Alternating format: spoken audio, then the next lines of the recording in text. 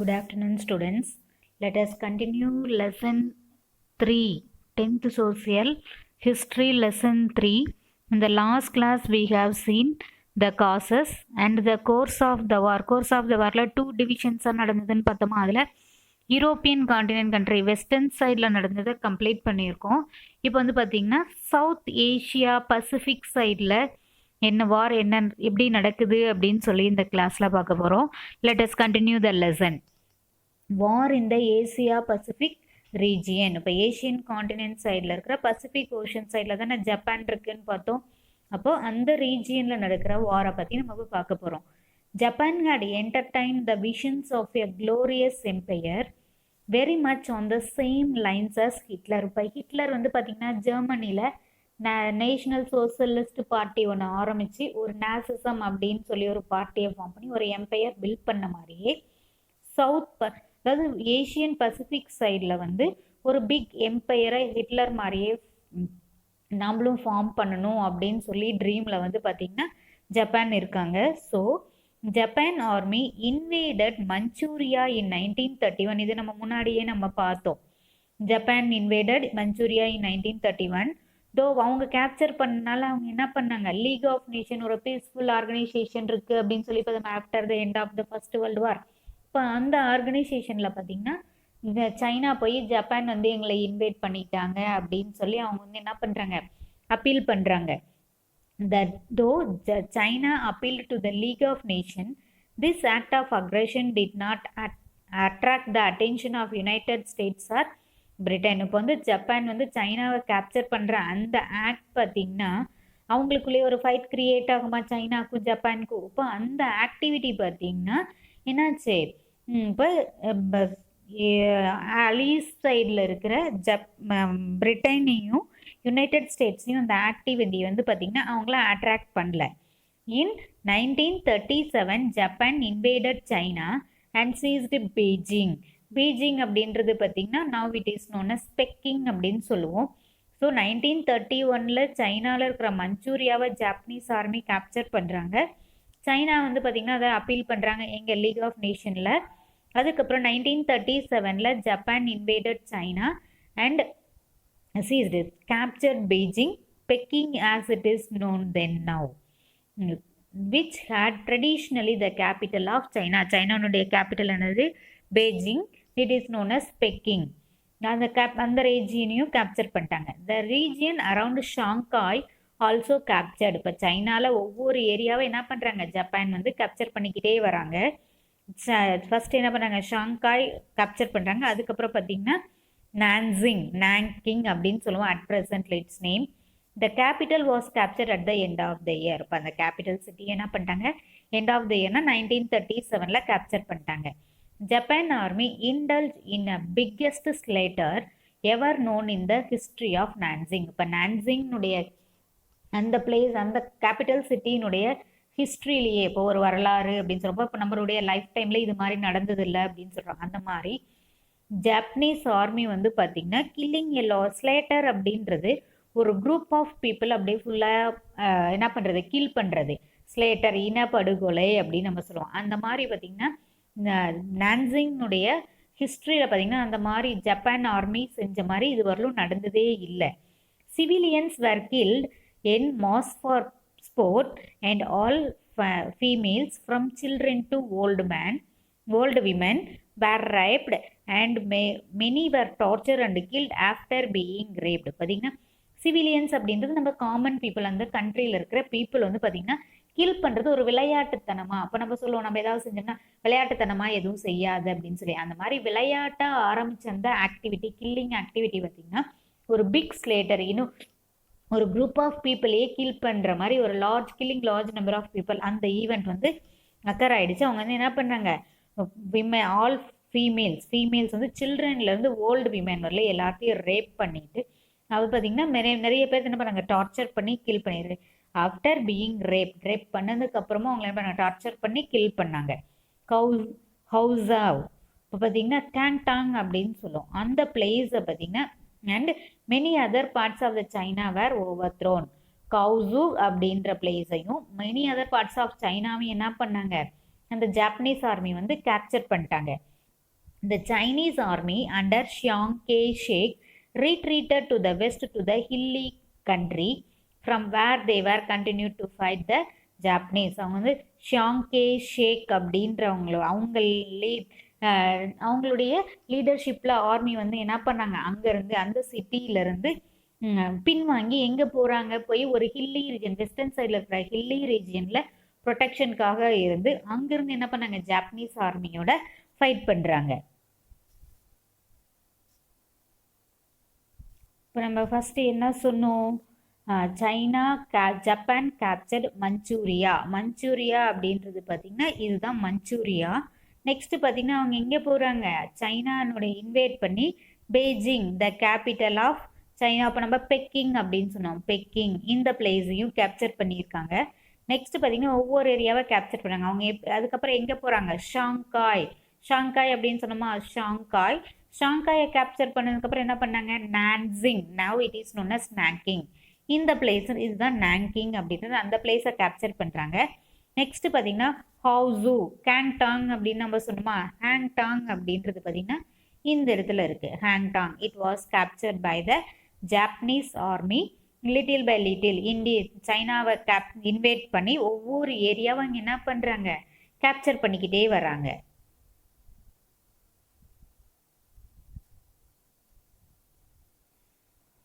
China appealed to the League of Nations, but this was in vain since the Western powers were not interested in being involved in a region so far from their sphere of interest. பார்த்தீங்கன்னா China வந்து பார்த்தீங்கன்னா Japan வந்து எங்களை attract பண்ணுறாங்க அப்படின்னு சொல்லி league of நேஷனில் appeal பண்ணும்போது United நேஷன்ஸும் பிரிட்டனும் பார்த்தீங்கன்னா அதில் இன்வால்வ் ஆகாத மாதிரியே இருந்தாங்க. இட்ஸ் கிரியேட்டட் எவை, நம்மளுக்கு வந்து அடிபட்டா ஒரு காயம் வலிக்கும் அப்படின்னு சொல்கிறோம்ல, அந்த மாதிரி இட் கிரியேட்டட் எவை in the minds of the China. The western nations particularly Britain also had as and inbuilt bias அப்படின்றது பார்த்திங்கன்னா அந்த ரூல்ஸ் அண்ட் ரெகுலேஷன்ஸ் அப்படின்னு சொல்கிறோம்ல, அது பார்த்திங்கன்னா இட் வாஸ் அவங்களுடைய இதில் அந்த ரூல்ஸ் அண்ட் ரெகுலேஷன்ஸ் வந்து பர்டிகுலர்லி ஜப்பானுடைய ரூல்ஸ் அண்ட் ரெகுலேஷன்ஸ் சைனானுடைய வியூ ஆஃப் பாயிண்டில் என்னாச்சு, சைனா என் பேர் வந்து டிக்ளைன் ஆகிட்டே இருக்குது. அப்போ ஓன் அவுட் அப்படின்றது நம்ம பார்த்திங்கன்னா ஓன் அவுட் அப்படின்னு அங்கே அந்த இடத்துல இருந்து வெளியேற்றப்பட்டது அப்படின்லாம் சொல்லுவோம். அதே மாதிரி த ஃபியூடல் சொசைட்டி இப்போ ஃபியூடல் சொசைட்டி அப்படின்றது அக்ராரியன் பேஸில் நடக்கிறதா ஃபியூடல் சொசைட்டி. இப்போ அக்ராரியன் பீப்புள் லார்ஜ் நம்பரில் இருப்பாங்க, அவங்களுடைய ஒரு லீடர்னுடைய இதில் பார்த்திங்கன்னா அந்த சொசைட்டி வந்து ரன் ஆகிட்டு இருக்கும். While Japan was a modern nation, இப்போ ஜப்பான் வந்து என்ன பண்ண மாடர்ன் நேஷனாக டெவலப் ஆகிட்டு இருக்கு வெஸ்டர்ன் ஐடியாஸை ஃபாலோ பண்ணி. As a modern nation with moral values similar to western ideas. Next Pearl Harbor it is one of the harbour situated in the west Pacific Ocean சைடில் America United States of அமெரிக்காவில் இது வந்து come under that United Nations. Pearl Harbor attack, இங்கே ஒரு picture கொடுத்துருக்காங்க பாரு, அங்கே இருக்கிற ஃப்ளீட் அப்படின்றது குரூப் ஆஃப் ஷிப் வந்து ஒரு இடத்துல நம்ம பிளேஸ் பண்ணி வச்சிருக்கோம்ல, that is known as fleet. ஷிப்பை வந்து குரூப்பாக நம்ம வந்து ஹார்பரில் நிற்க வச்சுருக்கோம், இப்போ அந்த பிளேஸ் தான் அது ஃப்ளீட். அப்போ அட்டாக் பண்ணுறாங்க, யார் அட்டாக் பண்ணுறாங்க, Japanese army. On December 1941 Japan attacked American naval installation in Pearl Harbor, Hawaii without any warning. Naval அப்படின்றது அந்த கப்பல் படை அப்படின்னு சொல்லுவோம். அப்போ அந்த ஷிப்ஸ் எல்லாம் அங்கே பார்த்தீங்கன்னா நிறைய லேண்ட் பண்ணி வச்சுருக்காங்க.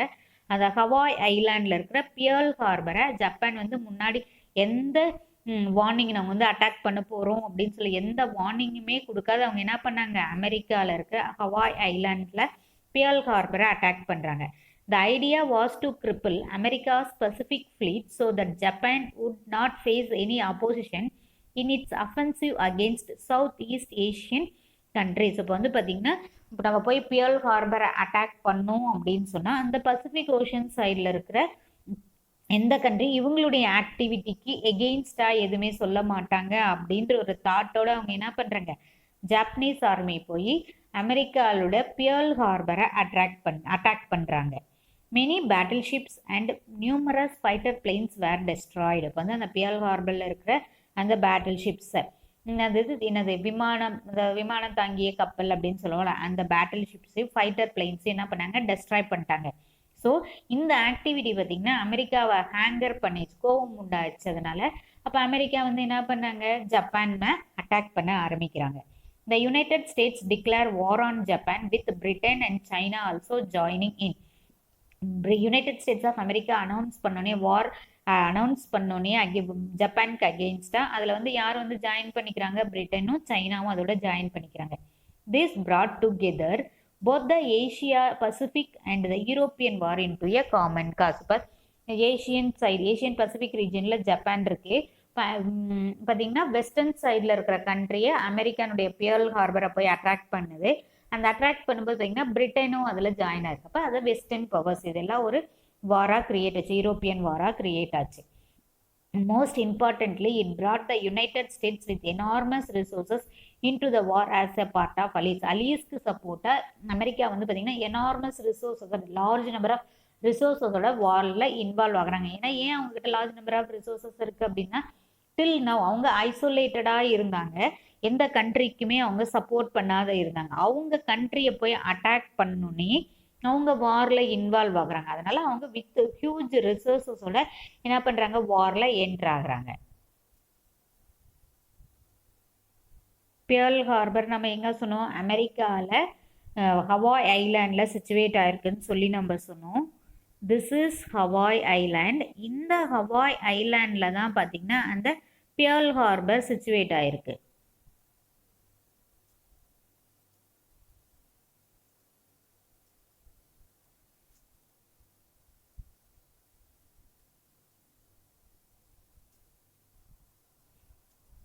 Japanese aggression in South East Asia.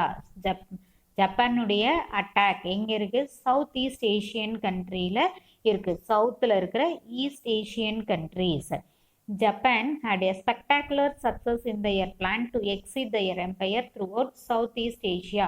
எப்படி பிகினிங்கில் பார்த்தீங்கன்னா ஹிட்லர் மாதிரியே நம்ம பிக் எம்பையரை ஃபவுண்ட் பண்ணணும்னு அவங்களுடைய இதாக இருந்துச்சோ, அப்போ பிகினிங்கில் என்ன பண்ணாங்க, அவங்க வந்து அவங்களுடைய பிளான் பார்த்திங்கன்னா சக்ஸஸ்ஃபுல்லாக இருந்துச்சு.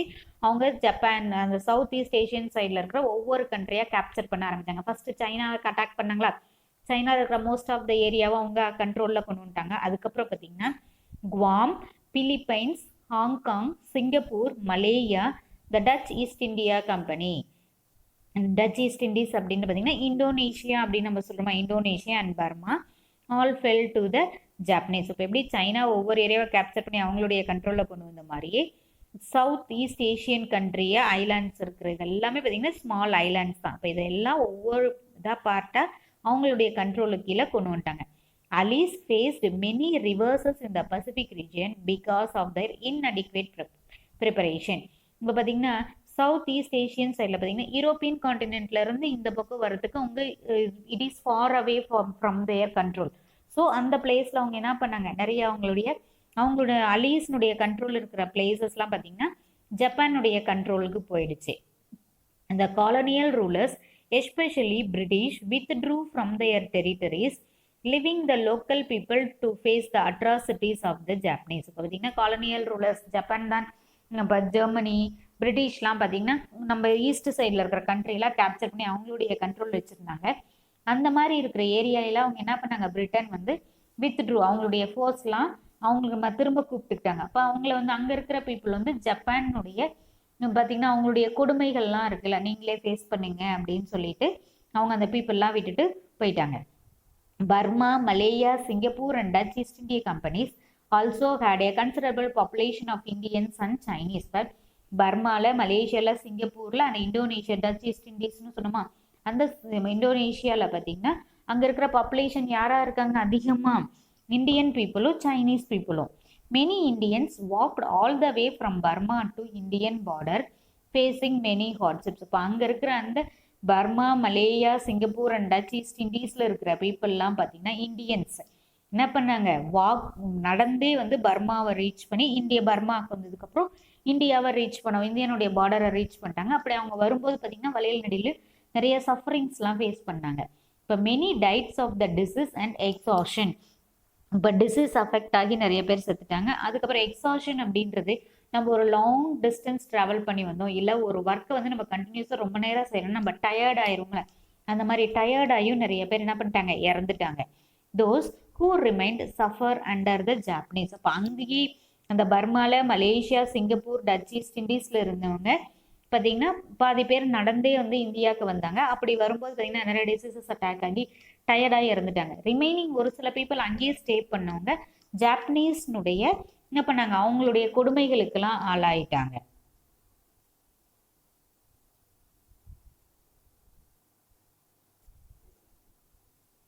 இப்போ Dutch East India companies Indonesia அப்படின்னு சொன்னோமா, இந்தோனேஷியா அப்படின்றது பார்த்தீங்கன்னா இந்த இடத்துல இருக்குது இந்தோனேஷியா.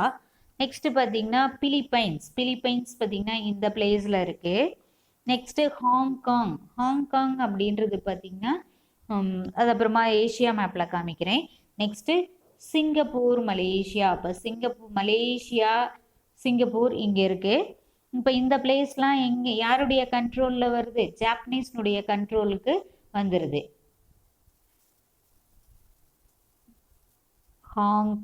ஹாங்காங் அப்படின்றது பார்த்தீங்கன்னா இங்கே இருக்கு.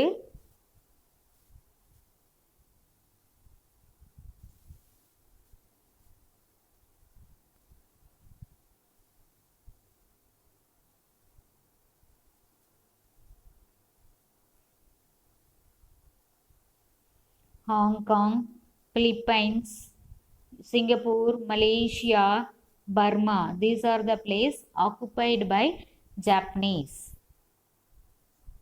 Battle of Midway and Battle of Guadalcanal, 1942. USA Navy defeated the Japanese Navy in the Battle of Midway, which turned the tide in favor of the Allies. வந்து பார்த்தீங்கன்னா அந்த மிட்வேல நடக்கிற இதில் அந்த வாரில் என்ன பண்ணாங்க, நேவி யூஎஸ்ஏ வந்து ஜாப்பனீஸை டிஃபீட் பண்ணனால அது அலீஸ்க்கு வந்து ஒரு ஃபேவரபிளாக அவங்களுக்கு சாதகமாக மாறிடுச்சு. ஃபேவரபிள் அவங்களுக்கு விக்ட்ரி அப்படின்ற அந்த மெத்தடில் என்னாச்சு, அந்த வார் முடிஞ்சிடுச்சு. The Battle of Guadalcanal in the Solomon Islands was a combined offensive involving the army and navy. Guadalcanal Solomon ஐலாண்டில் இருக்கிற அந்த இதில் பார்த்தீங்கன்னா அவங்க கம்பைண்டாக யூஎஸ்ஏ அந்த ஆர்மியும் நேவியும் சோல்ஜர்ஸ், இந்த காலாட்படை அப்படின்னு சொல்லலாம், அந்த ஆர்மியும் கடல் படையும் சேர்ந்து செவரல் மந்த்ஸ் வந்து அது பார்த்திங்கன்னா கண்டினியூ ஆச்சு அந்த வார். அந்த வாரில் பார்த்திங்கன்னா both were crushing defeats for the Japanese. அந்த ஆர்மியும் நேவியும் பார்த்திங்கன்னா ஜாப்பனீஸை ரொம்ப அந்த படுதோல்வி அடைஞ்சிச்சு. ஜாப்பனீஸ் பார்த்திங்கன்னா நிறைய சஃபரிங்ஸை ஃபேஸ் பண்ணாங்க. நிறைய சோல்ஜர்ஸ் பார்த்திங்கன்னா அவங்க அதில் அந்த வாரில் வந்து இறந்துட்டாங்க. அதே மாதிரி நேவி நிறைய அவங்களுடைய நேவி ஃபோர்ஸும் defeated by the American forces. இந்த இதில் பார்த்திங்கன்னா சாலமன் ஐலாண்ட் அப்படின்னு சொல்லி இங்கே இருக்குது. இந்த இடத்துல இங்கே இருக்கு Solomon island.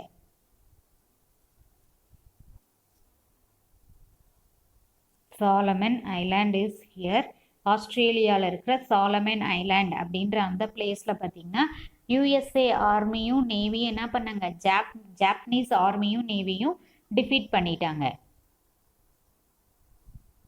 After this the American forces where able to retake the Philippines. அதுக்கப்புறம் பார்த்தீங்கன்னா ஜப்பானை டிஃபீட் பண்ணதுக்கப்புறம் அமெரிக்கன் ஃபோர்ஸ் வந்து பிலிப்பைன்ஸ் அவங்களுடைய கண்ட்ரோலில் கொண்டு வந்துட்டாங்க.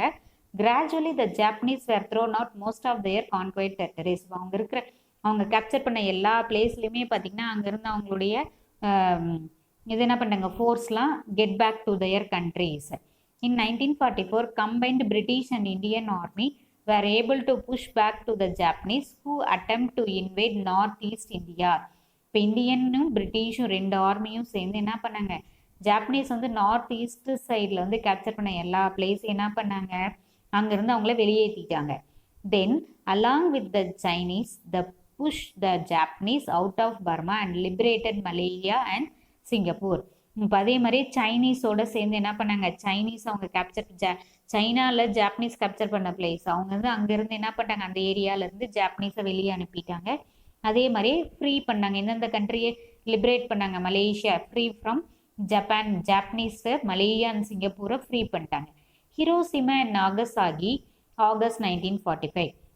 As a top secret project using the latest scientific advances, The US developed an atomic bomb immensely more powerful than the conventional explosives. பார்த்தீங்கன்னா இப்போ சீக்ரெட்டாக என்ன பண்ணுறாங்க, அமெரிக்கா வந்து ஒரு பிளான் பண்ணுறாங்க. எந்த சயின்டிஃபிக் அட்வான்ஸ், அதாவது சயின்ஸ் எல்லாம் பார்த்தீங்கன்னா டெவலப் ஆகிட்டு இருக்கு. அந்த டெவலப்பிங் மெத்தடை யூஸ் பண்ணி பாம்ஸ் வந்து ப்ரிப்பேர் பண்ணுறாங்க, ஆட்டம் பாம்ஸ். அதாவது எந்த கண்ட்ரி அட்டாக் பண்ணுறதுக்காக, ஜப்பான் வந்து பார்த்தீங்கன்னா அமெரிக்கானுடைய பியர்ல் ஹார்பர், ஹவாய் ஐலாண்ட்ஸில் அட்டாக் பண்ணாங்களே, அதுக்கு வந்து என்ன பண்ணுறாங்க, பழிவாங்கும் எண்ணத்தோடு என்ன பண்ணுறாங்க, அட்டாமிக் பாம்ஸை ப்ரொடியூஸ் பண்ணி அவங்க என்ன பண்ணுறாங்க, ஜப்பானில் போய் அட்டாக் பண்ணுறாங்க.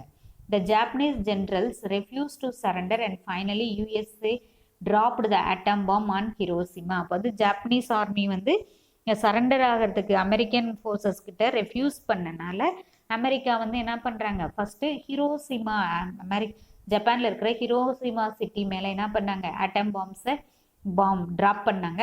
அதுக்கப்புறமும் அவங்க வந்து பார்த்திங்கன்னா ரெஃப்யூஸ் பண்ணனால, as the Japanese still refused to surrender, another atom bomb was dropped on Nagasaki. மறுபடியும் ஃபஸ்ட்டு சொன்னாங்க சரண்டர் ஆகல, ஹிரோஷிமா மேலே ட்ராப் பண்ணாங்க. ஹிரோஷிமா மேலே ஆட்டம் பாம்பை ட்ராப் பண்ணதுக்கு அப்புறமும் மறுபடியும் என்ன பண்ணாங்க, அவங்க வந்து சரண்டர் ஆகாதனால நாகசாகி மேலே என்ன பண்ணாங்க, ஆட்டம் பாம் ட்ராப் பண்ணாங்க. பார்த்தீங்கன்னா ஹிரோஷிமா, நாகசாகி அப்படின்னு உங்கள் புக்கில் நல்லா தெளிவாக மேப்பில் கொடுத்துருக்காங்க. ஃபஸ்ட்டு ஹிரோஷிமாவில் 6th August 1945 atom bomb drop பண்ணாங்க.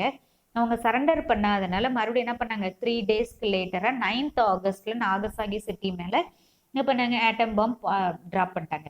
Japan ultimately announced surrender on 15th August 1945 and formally signed 2nd September 1945, bringing an end to the World War II.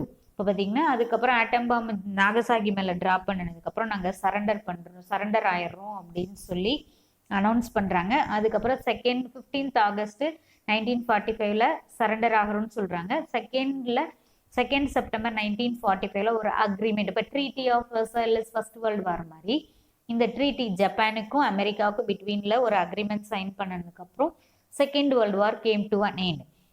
The horrendous long-term effects on the local population of the radiation from the atom bombs were not clearly understood at that time. பார்த்தீங்கன்னா இப்போ 2 city மேலே ரொம்ப powerful bottom பாம்ஸை drop பண்ணாங்களா, அது பார்த்தீங்கன்னா இது வந்து long பீரியடுக்கு வந்து பீப்புளை வந்து லோக்கல் ஜாப்பனீஸ் பீப்புளை அதுலேருந்து வரக்கூடிய ரேடியேஷன், அந்த கதிர்வீச்சு அப்படின்னு சொல்கிறோம்ல, அது வந்து பீப்புள் வந்து இவ்வளோ நாளாக லாங் டேர்மாக ரொம்ப நாளைக்கு பீப்புள் வந்து அட்டாக் பண்ணும் அப்படின்னு சொல்லி அவங்க வந்து இதுவரையிலும் அவங்களுக்கு தெரியல. நெக்ஸ்ட் எஃபெக்ட்ஸ் ஆஃப் த வார் முடிஞ்சதுக்கப்புறம் வார்னுடைய எஃபெக்ட்ஸ் என்ன நிகழ்வுகள், அதுக்கப்புறம் நம்ம வந்து ஒரு ஆக்சிடெண்ட் ஆயிடுச்சு அப்படின்னா அது ஆக்சிடெண்ட் ஆகும்போது தெரியாது, ஆக்சிடெண்ட் ஆகி முடிச்சதுக்கப்புறம் அதனுடைய பின் விளைவுகள் அப்படின்னு சொல்லல, அதுதான் new geopolitical power alignment அப்படின்றது அந்த குரூப் மாதிரி ஒரு ஃபார்ம் பண்ணுறது. World war second change the war in the fundamental ways. Second world war வந்து என்னாச்சு, வேர்ல்டுனுடைய பேசிக் ஃபண்டமெண்டல் வேஸே அப்படியே மாற்றிடுச்சு. The world was polarized into 2 main blocs led by superpowers. One led by United States with the pronounced anti-communist ideology and other by Soviet Russia. இப்போ Soviet ரஷ்யாவில் பார்த்தீங்கன்னா communist அப்படின்னு சொன்னோம், அவங்க வந்து ரூல் பண்ணுவாங்க. அது வந்து ஒரு குரூப், 2 குரூப்ஸாக டிவைட் ஆகுது. End of the second world வார்க்கு அப்புறம் வேர்ல்டு வந்து 2 சூப்பர் பவர்ஸாக டிவைட் ஆகுது. ஒன்று வந்து ரஷ்யானுடைய லீடர்ஷிப்லையும், இன்னொன்று வந்து யுனைடெட் ஸ்டேட்ஸ்னுடைய லீடர்ஷிப்லையும். ரஷ்யா வந்து பார்த்தீங்கன்னா கம்யூனிஸ்ட் ஐடியாவை ஃபாலோ பண்ணுறாங்க. அமெரிக்கா வந்து பார்த்தீங்கன்னா ஆன்டி கம்யூனிஸ்ட்க்கு எகெயின்ஸ்டாக டிவைட் ஆங்க. Europe was divided into 2 communist and நான் கம்யூனிஸ்ட். நியூக்ளியர் பாலிஃபரேஷன் இப்போ பார்த்தீங்கன்னா ஹிரோஷிமா நாகசாகி அந்த ஆட்டம் பாம்ஸ் ட்ராப் பண்ணலாம் நிறைய எஃபெக்ட்ஸ் இருக்குது. அந்த மாதிரி இனிமேலும் மறுபடியும் எதுவும் பண்ணக்கூடாது அப்படின்றதுக்காக ஒரு நியூக்ளியர் பாலிஃபரேஷன் அணுசக்தி ஒப்பந்தம் அப்படின்னு சொல்லி இது பண்ணுறாங்க. The United States and Soviet Union enter into the race to have more nuclear power weapons. இப்போ சோவியத் யூனியன்லையும் யுனைடெட் ஸ்டேட்ஸ்லையும் பார்த்தீங்கன்னா நிறைய நியூக்ளியர் வெப்பன்ஸ் இருக்குது. They built a large stockpile of such weapons. அந்த வெப்பன்ஸ் எல்லாம் என்ன பண்ணுறாங்க, இன்க்ரீஸ் பண்ணுறாங்க. யார் அந்த யுனைடெட் ஸ்டேட்ஸும் சோவியத் யூனியனும். Britain and France also developed their own nuclear weapons. பிரிட்டனும் ஃப்ரான்ஸும் அதே மாதிரியே பார்த்தீங்கன்னா அவங்க ஓன் நியூக்ளியர் வெப்பன்ஸ் ப்ரொடியூஸ் பண்ணிக்கிறாங்க. Countries began to devote large amount of resources in developing more and more powerful weapons of great destructive powers. பார்த்தீங்கன்னா countries எல்லாமே என்ன பண்ணாங்க, அவங்களுடைய மெனி அமௌண்ட் லார்ஜ் அமௌண்ட்டை வந்து அந்த நியூக்ளியர் வெப்பன்ஸை இன்க்ரீஸ் பண்ணுறதுக்காக அவங்க என்ன பண்ணாங்க, ஸ்பெண்ட் பண்ணாங்க. அது வந்து ஒரு கிரேட் டிஸ்ட்ரக்ஷன், ஒரு அழிவை உண்டாக்கிடுச்சு. சரியா? Okay. And defence spending skyrocketed in many countries. அந்த மெனி கண்ட்ரீஸில் பார்த்தீங்கன்னா அந்த டிஃபென்ஸ்க்கு அவங்க செலவு பண்ணுற அமௌண்ட் பார்த்தீங்கன்னா ரொம்ப அதிகமாக போயிடுச்சு. அதாவது இன்க்ரீஸிங், நம்ம பார்த்து விண்ணை முட்டும் அளவுக்கு அப்படின்னு நம்ம சொல்லுவோம். இப்போ இன்க்ரீஸ் ஆகிட்டே போயிட்டு இருக்கு அவங்க டிஃபென்ஸ்க்காக ஸ்பெண்ட் பண்ணக்கூடிய அமௌண்ட்டு. Next international agencies. இப்போ ஒரு வேர்ல்டு லெவலில் ஒரு ஆர்கனைசேஷன் ஸ்டார்ட் பண்ணும் அப்படின்னு சொல்லி இது பண்ணுறாங்க. The mistakes of weak and ineffectual league of nation were not repeated. இப்போ லீக் ஆஃப் நேஷன் வந்து அவங்க இன்எஃபெக்டிவாகவும் அவங்க செஞ்ச தப்பை மறுபடியும் அதே மாதிரியே மறுபடியும் இனிமேல் ஃபார்ம் ஆகக்கூடாது அப்படின்னு சொல்லி ஒரு பவர்ஃபுல் ஆர்கனைசேஷனை ஸ்டார்ட் பண்ணுறாங்க. Many international agencies in particular the United Nations. அது மாதிரி என்ன நிறைய ஏஜென்சிஸ் ஸ்டார்ட் பண்ணுறாங்க. அது பார்த்தீங்கன்னா ஒன்று வந்து United Nations, still now it is functioning very effectively. The World Bank and the International Monetary Fund came in to existence providing a forum to countries large and small. இப்போ பார்த்தீங்கன்னா அவங்களுக்கு ஒரு discussion அவங்கெல்லாம் சேர்ந்து இப்போ எல்லா கண்ட்ரீஸுமே பார்த்தீங்கன்னா whether it may be a large or small, பெரிய கண்ட்ரியாகவும் இருக்கலாம் ஸ்மால் கண்ட்ரியாகவும் இருக்கலாம். அவங்க வந்து பார்த்திங்கன்னா இந்த மேலே சொன்ன நம்ம இந்த ஏஜென்சிஸ்லாம் இருக்கிற United Nations, world bank, international Monetary fund அவங்க வந்து என்ன பண்ணாங்கன்னா பீப்புளுக்கு வந்து அவங்கக்கிட்ட டிஸ்கஸ் பண்ணி அதுக்கப்புறம் it become came in to force. In addition to this major changes other important social and economic changes also took place in the post war. இந்த சேஞ்சஸ் மட்டும் இல்லாமல் சொசைட்டிலையும் எக்கனாமிக் சைட்லையும் வேர்ல்டு வார் எண்ட் ஆனதுக்கப்புறம் so many changes maybe take place. Colonial powers were forced to give independence to the former colonies in the process of decolonization. Decolonization அப்படின்னு சொல்லி முன்னாடியே நம்ம படிச்சிருப்போம். டீகாலனைசேஷன் இப்போ பார்த்தீங்கன்னா ஒவ்வொரு கண்ட்ரியும் காலனியல் பவர்ஸ் கீழே இருக்கிற கண்ட்ரி, இப்போ பிரிட்டிஷ் வந்து நம்ம இந்தியாவையெல்லாம் கேப்சர் பண்ணாங்க அப்படின்னு சொன்னால் அவங்க நம்மளுக்கு ஃப்ரீடம் கொடுக்குறாங்க. அந்த மாதிரி இதாகிறது தான் என்னது அந்த இண்டிபெண்டன்ஸ் கொடுக்கறது. இப்போ அச்சீவ் இண்டிபெண்டன்ஸ். இப்போ காலனியல் பவர்ஸ் வந்து வேர் ஃபோர்ஸ் டு அவங்க வந்து ஃபைட் பண்ண ஆரம்பிச்சிருக்காங்க காலனியல் கண்ட்ரி பவர்ஸ்க்கு எகெயின்ஸ்டாக எங்களுக்கு இண்டிபெண்டன்ஸ் கொடுங்க அப்படின்னு சொல்லி. டீகாலனைசேஷன் அப்படின்றது காலனியல் பவர்ல இருந்து ஒரிஜினல் கண்ட்ரி, இப்போ நம்ம பிரிட்டிஷ் வந்து ஒரு கண்ட்ரி நம்மளுக்கு வந்து ஃப்ரீடம் கொடுக்குறது, அதுதான் என்னது decolonisation. In subsequent India was the first to achieve independence. இப்போ அந்த மாதிரி மெத்தடை யூஸ் பண்ணி ஃபர்ஸ்ட் இண்டிபெண்டன்ஸ் வாங்கினது யாரு? India. In subsequent years, this newly independent nation began to make their voice heard in international arena. இப்போ இன்டர்நேஷ்னல் லெவலில் பார்த்தீங்கன்னா இந்தியா வந்து ஃபஸ்ட்டு அவங்கக்கிட்ட ஃப்ரீடம் வாங்கினது வந்து வேர்ல்டில் இருக்கிற எல்லா கண்ட்ரிஸும் இதை ஃபாலோ பண்ணி ஒவ்வொரு கண்ட்ரிலையும் என்ன பண்ணாங்க, அவங்க எங்களுக்கு ஃப்ரீடம் கொடுங்க அப்படின்னு சொல்லி ஃபைட் பண்ண ஆரம்பிச்சிட்டாங்க. Women started entering the labour forces in great number. விமென்ஸும் பார்த்தீங்கன்னா லேபர் ஃபோர்ஸ் நிறைய நம்பர் ஆஃப் விமென்ஸ் வந்து ஒர்க் பண்ண ஆரம்பித்தாங்க. Societal notation of stable social relations.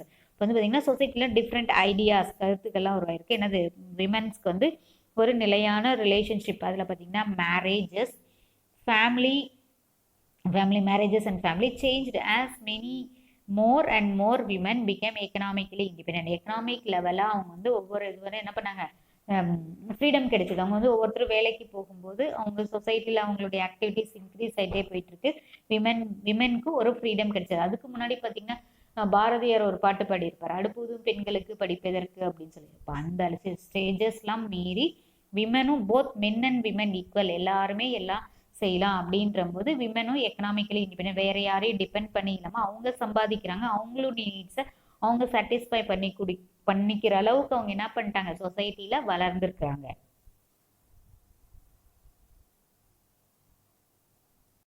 Hello cost and its followed. Holocaust அப்படின்றது பார்த்திங்கன்னா ஃபுல்லாக ஹோல் டிஸ்ட்ரக்ஷன், ஃபுல்லாக நம்ம டெஸ்ட்ராய் பண்ணுறது தான். அதுவும் அதனால் டெஸ்ட்ராய் ஆகிடுச்சு, ஒரு எம்பையர் வந்து டிக்ளைன் ஆகிடுச்சு அப்படின்னு சொல்லலாம். அதுதான் fall out, whole destruction, complete destroy அப்படின்னு நம்ம சொல்லுவோம். Holocaust and it's fall out. After Hitler came to power, the Jews were persecuted in many ways.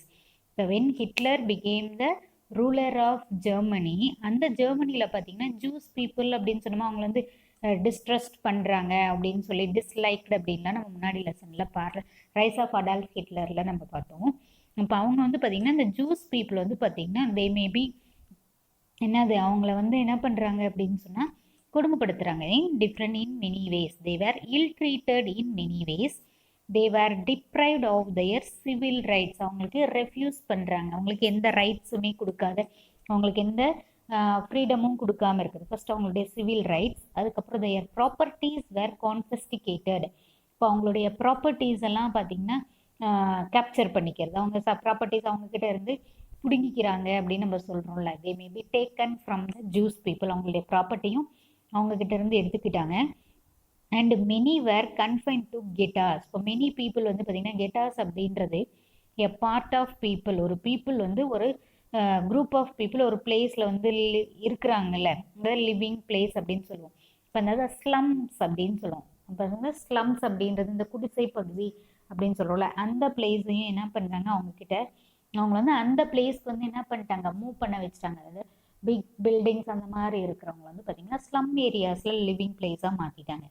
Eventually, the Nazis came up with the notion of final solution, which was to be exterminate the Jews completely. அவங்களுடைய final decision என்னவா இருக்குது, Nazis people, அந்த ஹிட்லர்னுடைய final solution என்ன பண்ணுவோம், இந்த juice people வந்து கம்ப்ளீட்டாக destroy பண்ணிடணும். எக்ஸ்டெர்மினேட் அப்படின்றது பார்த்திங்கன்னா ஹோல் டிஸ்ட்ரக்ஷன். அவங்கள வந்து பார்த்திங்கன்னா ஒரு பிளேஸ்லேருந்து ரொம்ப அது கொடுமைப்படுத்தி அவங்க அந்த மாதிரி கொடுமைப்படுத்துறது ஃபைனல் சொல்யூஷன் அப்படின்னு அவங்களுடைய ஐடியா என்ன, லாஸ்ட்டாக ஃபைனல் ஜட்ஜ்மெண்ட் அந்த ஜூஸ் பீப்புள் வந்து அவங்கள டார்ச்சர் பண்ணி இல்ட்ரேட் பண்ணி அவங்கள கம்ப்ளீட்டாக டெஸ்ட்ராய் பண்ணிடணும், அந்த பிளேஸை ஜெர்மனிலேருந்து வெளியேற்றிடணும் அப்படின்றது தான்.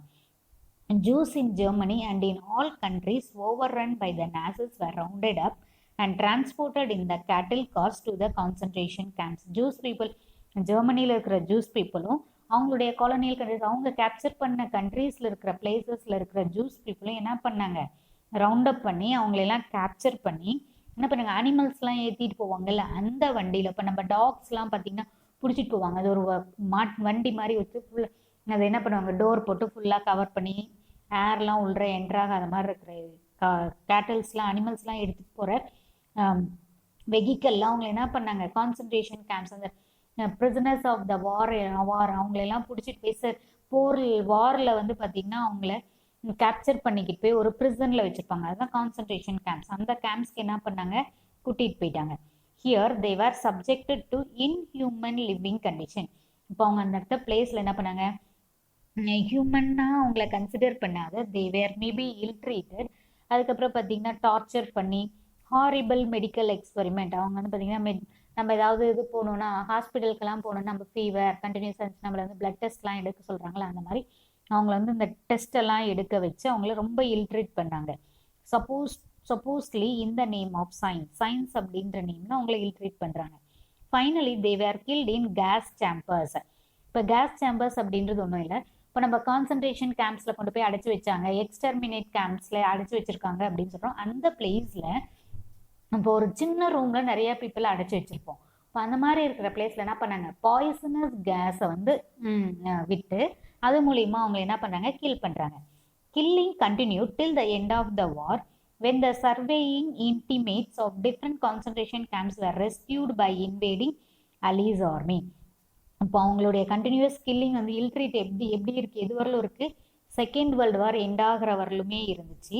அதுக்கப்புறம் அவங்க இந்த சம் பிளேசஸில் பார்த்திங்கன்னா அவங்களுடைய காலனியல் கண்ட்ரீஸில் இருக்கிற பீப்புள் அவங்கள வந்து எப்படி ரெஸ்கியூ பண்ணுறாங்க, அலீஸ் ஆர்மி வந்து அந்த காலனியல் கண்ட்ரீஸ் ஜெர்மனுடைய கண்ட்ரோலில் இருக்கிற கண்ட்ரீஸ்லாம் கேப்சர் பண்ணி அந்த அலீட் ஆர்மிஸ் தான் என்ன பண்ணுறாங்க, அவங்கள ஃப்ரீ பண்ணுறாங்க.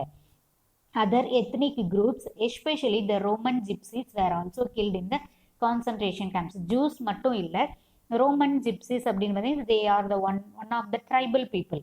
அந்த ரோமனில் இருக்கிற ஒன் ஆஃப் த ட்ரைபல் பீப்புளையும் அவங்களே என்ன பண்ணுறாங்க, கான்சன்ட்ரேஷன் கேம்ப்ஸில் கில் பண்ணிடுறாங்க Germans Hitler. Universal declaration of Human Rights, மேலே நம்ம பார்த்திங்கன்னா ஹியூமன்ஸ் வந்து இல்ட்ரீட் பண்ணோம் அப்படின்னு சொல்கிறாங்க. அப்போ அவங்களுக்கு எந்த ரைட்ஸுமே கொடுக்காத ரெஃப்யூஸ் பண்ணனால யூனிவர்சல் டிக்ளரேஷன், வேர்ல்டு லெவலில் எல்லா கண்ட்ரீஸுமே அக்செப்ட் பண்ணிக்கக்கூடிய ஹியூமன் ரைட்ஸை யார் வந்து அனௌன்ஸ் பண்ணுறாங்க, UNO is a international agency. அப்போ அதில் இருக்கிற மெம்பர் கண்ட்ரீஸ் எல்லாமே அவங்கள அவங்களுடைய ரூல்ஸ் அண்ட் ரெகுலேஷன்ஸுக்கு கட்டுப்பட்டவங்களா இருக்கணும். In the aftermath of Holocaust, the UN in its charter, இப்போ ஒரு அக்ரிமெண்ட் ட்ரீட்டிலாம் ஃப்ரேம் பண்ணுறாங்கல்ல, அந்த சார்ட்டரில் என்ன பண்ணாங்க, after the end of this அந்த ஹாலோகாஸ்ட் இது மாதிரி ஜெர்மன் பீப்புள் வந்து இல் ட்ரீட் பண்ணுறாங்களா, அப்போ ஒரு லாங் ஹோல் டிஸ்ட்ரக்ஷன் ஃபுல்லாக கம்ப்ளீட்டாக டெஸ்ட்ராய் பண்ணுறாங்க ஆக்டிவிட்டிஸ் ஹாலோகாஸ்ட் அப்படின்றது எண்ட் ஆனதுக்கப்புறம் பார்த்தீங்கன்னா யூஎன் சார்ட்டரில் ஒரு இம்பார்ட்டன்ட் அக்ரிமெண்ட் சைன் பண்ணாங்க. pledged to promote universal respect for and observance of human rights and the fundamental freedoms all without distinctions. இப்போ யூஎன் சார்ட்டர் எல்லாருமே யூனிவர்சல் லெவலில் வேர்ல்டு லெவலில் எல்லாரும் அக்செப்ட் பண்ணிக்கக்கூடிய அளவுக்கு human rights and fundamental freedoms வந்து எந்தவித டிஃப்ரென்ஸும் இல்லாமல் வித்தவுட் ஷோயிங் எனி டிஃப்ரென்சஸ் எந்த மாதிரி டிஃப்ரென்சஸ் காமிக்கக்கூடாது. ரேஸ் இப்போ ஜூஸ் அப்படின்றது ஒரு ரேஸ் சொன்னோம், ஒரு group of people. Roman Gypsies அப்படின்னு சொன்னோம், அவங்க ஒரு குரூப் ஆஃப் பீப்புள், அதுதான் என்னது ரேஸ் அப்படின்றது. Sex whether male or female. Next language, religion, இது எதை பேஸ் பண்ணி எந்த டிஃப்ரென்ஸும் காமிக்காம ஆல் ஹியூமன்ஸ் ஆர் ஈக்குவல், அவங்களுக்கு இந்த ஃபண்டமெண்டல்ஸ் ரைட்ஸ்லாம் கிடைக்கணும் அப்படின்னு சொல்லி இந்த யூஎன் சார்ட்டரில் ஃப்ரேம் பண்ணுறாங்க. The UN efforts to protect human rights on the global basis resulted in the constitution of UN Commission on the Human Rights. இப்போ யுஎன்ஓனுடைய எஃபர்ட்ஸ், அவங்களுடைய steps taken by UNO to save the humans in the world level. இப்போ அந்த மாதிரி result world லெவலில் ஒரு constitution, ஒரு rules and regulations frame பண்ணுறாங்க UN on the human rights. A committee constituted under its auspices was chaired. இப்போ பார்த்தீங்கன்னா ஒரு கமிட்டி, ஒரு குரூப் ஃப்ரேம் பண்ணுறாங்க. அந்த குரூப்பில் பார்த்தீங்கன்னா ஒரு சேர்பர்சன் யாராக இருக்காங்க, a widow of President Franklin Roosevelt. Franklin Roosevelt இறந்ததுக்கப்புறம் அவங்களுடைய ஒய்ஃப் வந்து விடோவாயிருவாங்கள்ல, அவங்க வந்து பார்த்தீங்கன்னா he is one of the member in the UN Commission. The members of the commission included Charles Malik of Lebanon. இப்போ அந்த யூஎன் ஹியூமன் ரைட்ஸ் கமிஷன், அந்த UN commission frame பண்ணுறதுல யார் மெம்பராக இருக்காங்க, ரூஸ்வெல்ட்னுடைய ஒய்ஃப் ஃப்ராங்க்லின் ரூஸ்வெல்ட், அவங்க வந்து யூஎஸ்ஏ. அதுக்கப்புறம் பார்த்தீங்கன்னா சார்லஸ் மாலிக் அப்படின்றவங்க he belongs to Lebanon. P C Chang of nationalist சைனாவில் இருந்தோம். John Humphrey of Canada. Rene Cassin of France, இவங்கெல்லாம் மெம்பராக இது பண்ணி UN human rights commission human rights வந்து ஃப்ரேம் பண்ணுறாங்க. Universal declaration of the human rights was is important contribution. இப்போ வந்து வேர்ல்டு லெவலில் அவங்களுடைய இம்பார்ட்டன்ட் கான்ட்ரிபியூஷன் என்ன, மெம்பர்ஸ்னுடைய important role played by them. They framed the universal declaration. வேர்ல்டில் இருக்கிற எல்லாருமே அக்செப்ட் பண்ணிக்கக்கூடிய அளவுக்கு ஹியூமன் ரைட்ஸ் ஃப்ரேம் பண்ணுறாங்க. Universal declaration of the human rights set forth the fundamental human rights in article 30. இப்போ 30 ஆர்டிகல்ஸ் ஹியூமன் ரைட்ஸை பேஸ் பண்ணி frame பண்ணியிருக்காங்க. The UN adopted this historic charter on 10th December 1948. 1948ல இந்த human rights இந்த charter agreement என்ன பண்ணாங்க, UNO accept பண்ணிக்கிட்டாங்க ஆன் டிசம்பர் 10, 1948ல. அந்த ரெமம்பரன்ஸை தான் நம்ம என்ன ஒவ்வொரு இயரும் 10th December ஹியூமன் ரைட்ஸ் டேவாக செலிப்ரேட் பண்ணுறோம். Is observe globally as a human rights day. Provisions அப்படின்னு some special rights of some 19 national constitutions since 1948 according to Franklin and Eleanor Roosevelt instituted in New York. ஒரு rights வந்து 90 countries வந்து 19 nations வந்து organise ஆகி அது ஒரு இது மாதிரி ரைட்ஸ் வந்து என்ன பண்ணுறாங்க, கான்ஸ்டியூஷன்ஸ் மேக் பண்ணுறாங்க. Law instituted in New York can be traced to this declaration. இந்த டிக்ளரேஷனுக்கு என்ன பண்ணாங்க, யூஎன்ஓவில் இன்ஸ்டிடியூட் ஃப்ரேம் பண்ணுறாங்க. நெக்ஸ்ட்டு இந்த ஹாலோகாஸ்ட் அப்படின்னு நம்ம சொல்லி பார்த்தோம். Holocaust and follow. ஹாலோகாஸ்ட் அப்படின்னா Holocaust is use to describe the genocide of nearly 6 million Jews by Germans during the world war 2. இப்போ ஹாலோகாஸ்ட் வந்து கம்ப்ளீட்டாக டெஸ்ட்ராய் பண்ணுறது அப்படின்னு. ஜினோசைட் அப்படின்றது ஒரு குரூப் ஆஃப் ஒரு ரேஸ், ஒரு குரூப் ஆஃப் பீப்புளை கம்ப்ளீட்டாக டெஸ்ட்ராய் பண்ணுறது தான் என்னது ஜினோசைடு. இப்போ ஜூஸ் பீப்புள் 6 million பீப்புள் வந்து பார்த்தீங்கன்னா என்ன பண்ணியிருக்காங்க, ஜெர்மன் பீப்புள் செகண்ட் வேர்ல்டு வாரில் கில் பண்ணியிருக்காங்க. Annihilations the Jews was one of the main items on the political agenda of Hitler and the Nazis பார்ட்டியும் ஹிட்லர் ஃப்ரேம் பண்ண அந்த நேசஸும் ஹிட்லர்னுடைய பொலிட்டிக்கல் எய்ம் என்னது, அந்த குரூப் ஆஃப் பீப்புளை ஃபுல்லாக கம்ப்ளீட்டாக டெஸ்ட்ராய் பண்ணும் அப்படின்றது தான் அவங்களுடைய main aim. Hitler was able to play an anti-Jews feelings, anti-Semitism, which were common in Germany and in fact throughout Europe. வந்து anti-Jews, Jewsக்கு against-ஆ, அதாவது பார்த்தீங்கன்னா through out, not only in Germany, மற்ற த்ரூ அவுட் அவங்க European காண்டினென்ட்ல இருக்கிற எல்லா இடத்துலையுமே. Juice was scattered all across Europe. Juice வந்து பார்த்தீங்கன்னா நாட் ஒன்லி இன் ஜெர்மனி, இப்போ எல்லா வேர்ல்டு யூரோப்பியன் காண்டினென்ட்ல இருக்கிற எல்லா கண்ட்ரீஸுமே அவங்க என்ன பண்ணாங்க, அவங்க ஸ்பிளிட் ஆகி அங்கே லீவ் பண்ணிக்கிட்டு இருந்தாங்க. அவங்களுடைய இம்பார்ட்டன்ட் ஆக்குபேஷன் அப்படின்னு சொல்லி பார்த்தோன்னா, Jews was scattered all across Europe and get become prominent in business, become very familiar. எதில் இம்பார்ட்டன்ட், இந்த பிஸ்னஸ் கேரி ஆன் பண்ணாங்க. அப்புறம் ஆர்ட் அண்ட் ப்ரொஃபஷனல் ஃபீல்ட்ஸ் அப்படின்னு பார்த்தீங்கன்னா டாக்டர்ஸ், இன்ஜினியர்ஸ் அந்த மாதிரி இருக்கும். ப்ரொஃபஷனல் ஃபீல்ட்ஸ்லையும் அவங்க வந்து எல்லா வேர்ல்டில் இருக்க யூரோப்பியன் காண்டினென்ட் எல்லா பிளேஸ்லையுமே அவங்களுடைய ஆக்குபேஷனை கேரி ஆன் பண்ணாங்க. Money lending was the major business activity among the Jews. அவங்க வந்து மணி லெண்டிங், இப்போ வந்து பார்த்தீங்கன்னா கிரெடிட் லோன் கொடுக்குறோம்ல, அதுதான் அவங்களுடைய main business. And strengthen the prejudice against them. அவங்களுக்கு எகெயின்ஸ்டாக நடக்கிற ஆக்டிவிட்டி, அதாவது எகெயின்ஸ்ட் ஆக்டிவிட்டி, ஆப்போசிஷன் தெரிவிக்கிறாங்களா, அது வந்து அகெயின்ஸ்டாக அவங்க வந்து என்ன பண்ணாங்க, ஸ்ட்ராங்காக ப்ளே பண்ணாங்க. ஷேக்ஸ்பியர்ஸ்னுடைய drama the merchant of Venice clearly depicts the dislike and distrust of the Jews among the people. ஷேக்ஸ்பியர்ஸ்னுடைய அந்த ட்ராமாவில் பார்த்தீங்கன்னா டிஸ்லைக்ஸ், அவங்கள இல்ட்ரீட் பண்ணுறது, இது எல்லாமே பார்த்தீங்கன்னா அதில் ஒரு கேரக்டராகவே ப்ளே பண்ணி காமிச்சிருந்தாங்க. The character of Shylock is stereotype. Shylocks வந்து அன்சேஞ்சபிளாக இருந்துச்சு. ஷைலாக்னுடைய அந்த ட்ராமாவில் character of Shylock. The movie Fiddler on the Roof is about anti-Jews program in 19th century Russia when an entire village of Jews is forced to move out by the order of Tsar. பார்த்தீங்கன்னா என்னது, இந்த 19th செஞ்சுரியில் juice people எல்லாத்தையும் அங்கே இருக்கிற people வில்லேஜில் வந்து ஃபுல்லாக எல்லாமே அங்கேருந்து வெளியேற்றணும் அப்படின்னு சொல்லி ஆர்டர் யார் போடுறாங்க, tsar, ruler of Russia. Next birth of Israel அப்படின்றது ஒன் ஆஃப் த கண்ட்ரி. முன்னாடி நம்ம Jews group, large number of Jews people leave பண்ணுற அந்த கண்ட்ரி தான் இஸ்ரேல். அவங்க ஸ்பீக் பண்ணுற லாங்குவேஜ் ஹீப்ரூ லாங்குவேஜ் ஸ்பீக் பண்ணாங்க அப்படின்னு சொல்லி சொன்னோம். A major outcome of the holocaust, இப்போ வந்து இந்த கம்ப்ளீட் டிஸ்ட்ரக்ஷன், ஜூஸ் பீப்புளை கம்ப்ளீட்டாக டிஸ்ட்ரக்ட் பண்ணோம், அது டெஸ்ட்ராய் பண்ணிடணும் அப்படின்ற அவுட்கம் என்னது, ஏன்னா இஸ்ரேல் அப்படின்ற ஒரு கண்ட்ரி வந்து ஃபார்ம் ஆகி அது வந்து ஜூஸ்னுடைய பீப்புளுடைய ஹோம் லேண்டாக, அது அவங்களுடைய நேட்டிவ் கண்ட்ரியாகவும் மாறிடுச்சு. A major outcome of the Holocaust was the creation of the state of Israel as a homeland for the Jews. While this historical the original home of the Jews during the Roman timesல அவங்களுடைய original place அப்படின்றது இஸ்ரேலாக மாறிடுச்சு. Juice had dispersed across the European country. வந்து பார்த்தீங்கன்னா juice வந்து European continent countries எல்லாத்துலேயுமே பார்த்தீங்கன்னா split ஆகி இருந்தாங்க. And the region was predominantly populated by Muslims by the 20th century. Jews people அதிகமாக இருந்த பிளேஸில் யார் மோஸ்ட் இம்பார்ட்டன்ட், அதாவது லார்ஜ் நம்பர் ஆஃப் பீப்புளாக இருந்தாங்க, முஸ்லீம் பீப்புளாக இருந்தாங்க. Carving out of the Jew state in this region has created continuous tension in West Asia. இப்போ juice people வந்து ஒரு தனியாக ஒரு கண்ட்ரியை ஸ்டார்ட் பண்ண, அவங்களுக்குன்னு ஒரு தனியாக கண்ட்ரியை ஃபவுண்ட் பண்ணனால இப்போ பார்த்தீங்கன்னா வெஸ்ட் ஏஷியாவில் பார்த்தீங்கன்னா ஒரு டென்ஷனாக ஒரு ப்ராப்ளமாகவே கிரியேட் ஆகிட்டு இருந்துச்சு.